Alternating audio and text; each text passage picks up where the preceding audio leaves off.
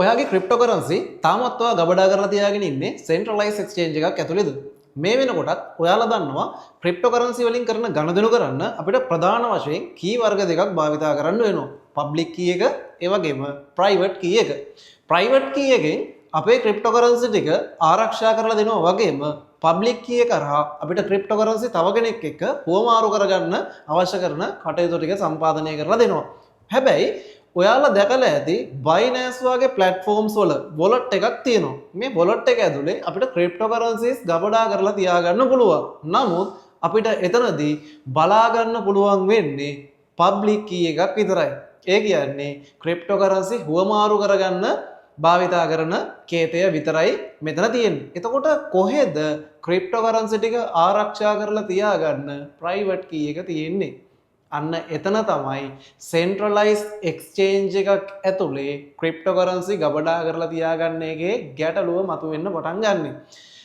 මෙතනදී ඔයාගේ වොලට් එකේ එහෙම නැත්නම් Binance account එක ඇතුලේ තියෙන ඔයාගේ ක්‍රිප්ටෝකරන්සි වල ආරක්ෂාව නැත්නම් මේ ප්‍රයිවට් කී එක තියෙන්නේ Binance ආයතනය සතුව. එතකොට එයාලගේ පර්මිෂන් එකක් නැතුව අපිට ක්‍රිප්ටෝකරන්සි හුවමාරු කරගන්න අවස්ථාව ලැබෙන්නේ නැහැ. රයිට්. ඔයාට අවශ්‍යයි නම් ඔයාගේ ක්‍රිප්ටෝකරන්සි ටික 100%ක්ම ඔයාගේ අයිතිය සතුව තියාගන්න. නැත්නම් ඔයාට අයිතිය තියාගන්න ඕන නම් 100%ක්ම ඔයාට කරන්න පුළුවන් හොඳම දේ තමයි ප්‍රයිවට් කී එක සහ පබ්ලික් කී එක කියන කී වර්ග දෙකම ඔයාගේ ළඟ තියාගන්න එක. ඉතින් මේ වැඩේ කරන්නේ කොහොමද? මේ වැඩේ කරන්න නම් අපිට ක්‍රිප්ටෝකරන්සි ගබඩා කරලා තියාගන්න භාවිතා කරන wallet එකක් නිර්මාණය කරගන්න වෙනවා. රයිට්. wallet එකක් කියන්නේ මොකක්ද? ක්‍රිප්ටෝකරන්සි ටික 100%ක් තමන්ගේ අයිතිය සතුව තියාගන්න නැත්නම් තමන්ගේ ළඟ තියාගන්න භාවිතා කරන ක්‍රමවේදයක්. wallet වර්ග ප්‍රධාන වශයෙන් කොටස් දෙකක් තියෙනවා. hot wallet and අපිට cold wallet කියලා කියන්න පුළුවන්. hot wallet තියෙනවා, cold wallet තියෙනවා. එතකොට software wallet සහ hardware wallet කියලාත් මෙන්න මේ wallet වර්ග දෙක හඳුන්වනවා. right. ඉතින් private key එකයි public key එකයි 100%ක්ම ඔයාගේ ළඟ තියාගෙන cryptocurrency ටික ආරක්ෂා කරලා තියාගන්න පුළුවන් software wallet එක create කරන විදිහ ගැන තමයි අද දවසේ අපි මේ වීඩියෝ එකෙන් කතා කරන්න බලාපොරොත්තු වෙන්නේ. හරි. ඉතින් අද දවසේ අපි create කරන්න තෝරගන්නවා trust කියන wallet එක. එතකොට මේවා decentralized application යටතේ නැත්නම් DApps වලට තමයි අදාළ වෙන්නේ. ඉතින් software වර්ගයේ wallet එකක් අපි create කරන්න යන්නේ. ඉතින් පළවෙනියටම ඔයා කරන්න ඕන දේ තමයි ඔයාගේ App Store එකට ගිහිල්ලා search bar එකේ trust wallet කියලා search කරන එක. trust wallet කියලා search කරාට පස්සේ ඔයාට මෙන්න මේ logo එක තියෙන app එක බලා ගන්න පුළුවන්. ඉතින් මේ app එක ඔයා install කරගන්න ඕන. ඔයාගේ App Store එකට ගියාට පස්සේ ඔයාට පුළුවන් Trust Wallet කියලා search කරන්න. Trust Wallet කියලා search කරාට පස්සේ මෙන්න මේ display එකේ තියෙන විදිහට මේ app එක ඔයාලට බලා ගන්න පුළුවන් හැකියාව තියෙනවා. right. ඉතින් මේ app එක අපි මේ වෙනකොට install කරලා ඉවරයි. ඉතින් දැන් අපි app එක open කරගෙන මේක setup කරගන්න විදිය තමයි බලන්න යන්නේ. right. පළවෙනිම දේ නැත්නම් පළවෙනි පියවර අපි මේ app එක open කරගන්න එක. right. app එක open කරගත්තට පස්සේ ඔයාට මෙන්න මේ විදිහට ඔයාගේ interface එක බලා ගන්න පුළුවන්. right. මෙතන ඔයාට ඔප්ෂන් දෙකක් දීලා තියෙනවා. පළවෙනි එක තමයි create new wallet, දෙවෙනි එක තමයි I already have a wallet. right. මෙතනදී අපිට අපි හදපු wallet එකක් නැහැ. එහෙනම් අපිට මොකද්ද කරන්න වෙන්නේ? අපිට අලුත් wallet එකක් create කරගන්න වෙනවා. ඒක නිසා අපි මෙතනදී තෝරගන්න ඕන ඔප්ෂන් එක තමයි create new wallet කියන එක. right. ඉතින් create new wallet කියන එක අපි තෝරගත්තට පස්සේ අපිට passcode එකක් create කරගන්න වෙනවා. ඉතින් හොඳට මතක තියාගන්න password එකක් නෙවෙයි passcode එකක්. ඒ කියන්නේ ඔයාට මෙතනදී use කරන්න පුළුවන් ඉලක්කම් විතරයි. කලිනුත් අපි මේක ගැන සඳහන් කරලා තියෙනවා. ඔයා password එකක් passcode එකක් create කරගන්නවා නම් අංක එකටම කරන්න ඕන මේ passcode එක නැත්නම් password එක ලියා ගන්න එක. ලියාගත් එක බලාගෙන තමයි අපි type කරන්න ඕන. right. ඉතින් ඔයාගේ passcode එක ලියා ගන්න අංක 6ක passcode එකක් generate කරගන්න ඒක බලාගෙන මෙතන ඔයාලට type කරන්න පුළුවන්. right. මෙන්න මේ විදිහට. ඉතින් පළවෙනි පාර ටයිප් කරාට පස්සේ ඔයාලට කන්ෆර්ම් කරන්න නැවත වතාවක් මේ පාස්වර්ඩ් එක ටයිප් කරන්න කියලා කියනවා. එහෙම වුණොත් නැවත වතාවක් ඔයාට මේ පාස්කෝඩ් එකම ටයිප් කරන්න පුළුවන්. ඊළඟට ඔයාගේ බයෝමෙට්‍රික්ස් ලොගින් එකක් එන්නේ. ඒ කියන්නේ ඔයාගේ ෆින්ගර්ප්‍රින්ට් එක නැත්නම් ෆේස් ID එක. ඉතින් ඔයාට මෙතනින් බයෝමෙට්‍රික්ස් ලොගින් කියලා આવොත් ලොගින් කියන එක ටච් කරලා ඔයාගේ ෆින්ගර්ප්‍රින්ට් එක දෙන්න පුළුවන්. එහෙම නැත්නම් ඔයාට enable face ID කියන එක ටච් කරලා ඔයාට වෙරිෆයි කරගන්න පුළුවන්. right. Face ID එක දුන්නට පස්සේ අපි එනවා මෙන්න මේ වගේ තැනකට. මෙතන තියෙන්නේ keep up with the market. right මෙතන enable notification කියලා එකක් තියෙනවා ඒ වගේම skip I'll do it later කියලා එකක් තියෙනවා. ඉතින් දැනට අපි මෙතනදී skip I'll do it later කියන එක දීලා අපි මේ step එක skip කරගන්නවා.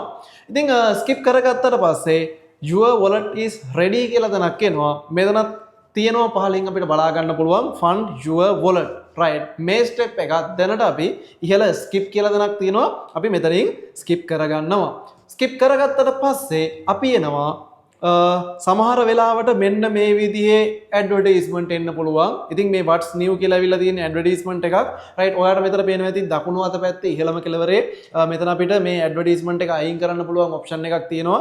right එතන ටච් කරාට පස්සේ මේ ඇඩ්වර්ටයිස්මන්ට් එක අයින් කරගන්න පුළුවන්. right මේ තියෙන්නේ ඔයාගේ ක්‍රිප්ටෝකරන්සි ගබඩා කරලා තියාගන්න පුළුවන් software wallet එකේ ප්‍රධාන ඉන්ටර්ෆේස් එක නැත්නම් මේන් ඉන්ටර්ෆේස් එක තමයි අපිට බලා ගන්න පුළුවන් වෙන්නේ. right ඉතින් මෙතන අපිට බලා ගන්න පුළුවන් ඉස්සෙල්ලාම තියෙනවා මේන් wallet කියලා තැන. දැන් අපේ wallet එක ක්‍රියේට් වෙලා ඉවරයි. නමුත් තාම අපිට මේ wallet එකත් එක්ක ගනුදෙනු කරන්න බෑ. හේතුව තමයි අපි මේ wallet එක backup කරගන්න ඕන key එක නැත්නම් අපි ඒකට master key එක කියලා කියනවා. එහෙම නැත්නම් අපි ඒකට mnemonic phrase එක කියලා කියනවා.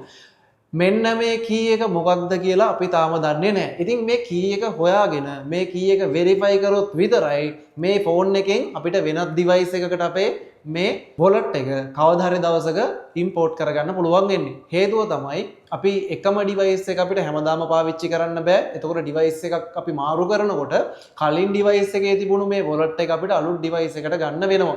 ඉතින් මේ වැඩේ කරන්නේ කොහොමද? සාමාන්‍යයෙන් අපි දන්නවා Facebook වගේ account එකක් නම් email එකයි password එකයි type කරලා අපිට අලුත් device එකට import කරගන්න පුළුවන්. නමුත් මෙතනදී තියෙන ප්‍රශ්නය තමයි මේ application වලට අපි කියන්නේ decentralized application. මේවා විමධ්‍යගතයි.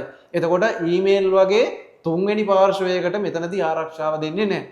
ඒක නිසා decentralized application වලදී මේවා අලුත් device එකකට connect කරගන්නකොට වෙනම ක්‍රමවේදයක් හඳුන්වා දීලා තියෙනවා. අන්නේ වෙනම ක්‍රමවේදයට තමයි අපි මෙතනදී master key එක නැත්නම් mnemonic phrase කියලා කියනවා. seed phrase කියලාත් කියනවා. මේ key එකට නම් ගොඩක් තියෙනවා. ඉතින් මේ key එක භාවිතා කරලා තමයි password එක reset කරගන්න ඕන නම් forget password option එක භාවිතා කරනවා නම් device එක change කරනවා නම් මේ හැම දෙයකටම verification code එක විදිහට ඔයා use කරන්න ඕන මෙන්න මේ mnemonic phrase එක නැත්නම් master key එක. ඉතින් මේ master key එක හොයාගෙන මේ master key එක verify කරලා අපි මේ master key එක ආරක්ෂා සහිත තැනක ස්ටෝර් කරලා නැත්නම් ගබඩා කරලා තියාගන්න ඕන. ඉතින් අපි දැනටමත් දන්නවා පාස්වර්ඩ් එකක් ආරක්ෂා කරලා තියාගන්න පුළුවන් හොඳම ක්‍රමවේදය තමයි අන්තර්ජාලය සම්බන්ධ නොවන තැනක ගබඩා කරලා තියාගන්න එක.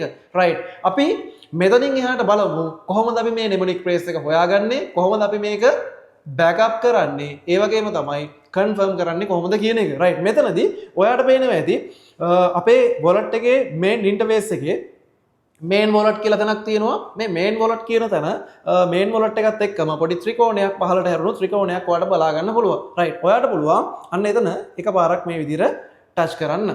ටච් කරාට පස්සේ main wallet කියලා තැනකට තමයි ඔයාව එන්නේ. ඉතින් මේ main wallet කියන එකේ multi coin wallet කියලා සඳහන් වෙන්නේ හේතුව තමයි මේ trust wallet එක ඇතුලේ අපිට ලොකු cryptocurrency වර්ග ප්‍රමාණයක් ගබඩා කරලා තියාගන්න පුළුවන් හැකියාව තියෙන එක. right. main wallet කියන එකට ඉස්සරහින් dot තුනක් තියෙනවා. මෙන්න මේ dot තුන උඩ එකපාරක් ටච් කරන්න. ටච් කරාට පස්සේ ඔයාට එනවා secret page backup කියලා තැන. ඉතින් මෙන්න මේ backup කියන එකේ අපිට backup කරගන්න පුළුවන් option දෙකක් දෙනවා. පළවෙනි එක තමයි iCloud. එහෙම නැත්නම් Android phone එකක් නම් Google Drive කියලා ඔයාලට මෙතන එනවා. ඊළඟට manual කියලා option එකක් තියෙනවා. ඉතින් මම නම් ඔයාලට recommend කරන්නේ මේ කේතය manual විදිහට නැත්නම් අන්තර්ජාලය සම්බන්ධ නොවන විදිහට ගබඩා කරලා තියාගන්න කියන එක. right. ඉතින් ඒක නිසා මෙතනින් ඔයාලත් manual කියන එක තෝරගන්න පුළුවන් නම් ගොඩක් හොඳයි. ඉතින් manual කියන එක තෝරගත්තට පස්සේ ඔයාගේ face ID එක එහෙම නැත්නම් ඔයා set කරගත්ත password එක මෙතනට type කරන්න පුළුවන්. password එක type කරාට පස්සේ නැත්නම් ඔයාගේ face ID එක හරි fingerprint එක හරි දුන්නාට පස්සේ එනවා ඔයා වෙනම step එකකට. මෙතන තියෙනවා the secret page unlock your wallet. right. ඉතින් මෙන්න මෙතන තියෙන මේ rule දෙකට ඔයා tick එක දාගත්තේ නැත්නම් ඔයාට මෙතනින් එහාට continue කරගෙන යන්න අවස්ථාවක් දෙන්නේ නැහැ. ඉතින් හරි. අපි rule දෙකටම tick එක දාගත්තා. දැන් අපි continue කරන්න යනවා. ඉතින් continue කරාට පස්සේ මෙන්න ඔයාගේ master key එක ඔයාට මේ විදිහට බලා ගන්න පුළුවන්. right. ඉතින් මෙතන ඔයාට වචන 12ක් විදිහට තමයි මේ master key එක බලා ගන්න පුළුවන් වෙන්නේ. පළවෙනියටම ඔයා කරන්න ඕන දේ තමයි මේ වචන ටික අංකෙත් එක්කම ලියා ගන්න එක. ඉතින් අමතක කරන්න එපා. සිම්පල් අකුරු වලින් තමයි මේ වචන ටික දීලා තියෙන්නේ. පුරුද්දට පළවෙනි අකුර කැපිටල් ලියන්න එපා. සිම්පල් අකුරු වලින් විතරක් ලියා ගන්න. ඒ වගේම වචන 12ම මෙතනදී බෑකප් කරගන්න ඕන.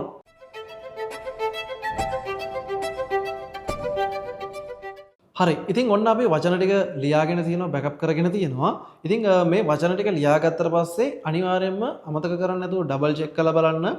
මොකද එක හා සමාන වචන තියෙනවා අකුරු වැරදිලා තියෙන්න පුළුවන්. ඒ නිසා ඩබල් චෙක් කරලා බලන එක තමයි වැදගත්ම දේ.